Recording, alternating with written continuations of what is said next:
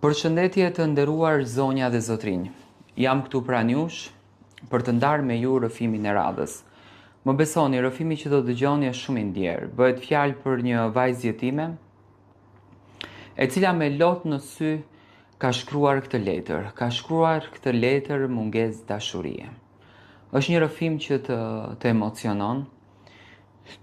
Është një rrëfim që të le pa fjalë dhe shpeshherë e pyesim veten për çfarë ka më së shumti nevojë një jetim, atë do ta gjejmë pikërisht në këtë rrëfim. Quhem Ana. Ky është emri që më dhanë në jetimore. Nuk e di nëse ma zgjodhi nëna ime, apo nëse ishte thjesht një emër i shkruar me një fletë të bardhë, nga dikush që nuk do të më shihte kurrë më. Nuk kam certifikat lindje si fëmijët e tjerë.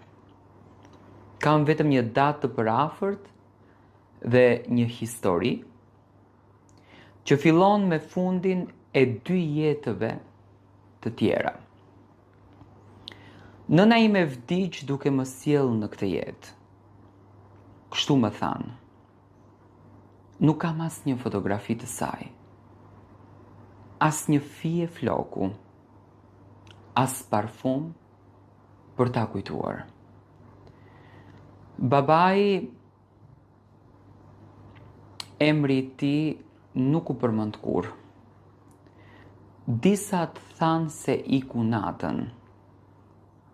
Të tjerët thonë se nuk pranoi që mua të më merrte. Për mua ishte një hije pa fytyrë. Një mungesë që më shoqëroi gjatë gjithë jetës time.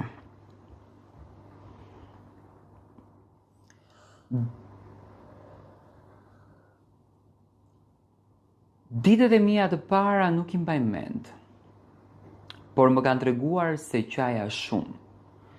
Mbase sepse trupi im i vogël e ndjente që ishte i vetëm, që në fillim. Jetimoria ishte shtëpia ime e parë dhe e vetme, një ndërtesë e vjetër, me korridore të gjata dhe tepër të errta. Ku zërat humnin dhe hapat jehonin si kujtime që nuk ktheheshin më. Krevatet ishin të ngushtë, e bataniet ishin të ftohta dhe netët ishin të pafundme.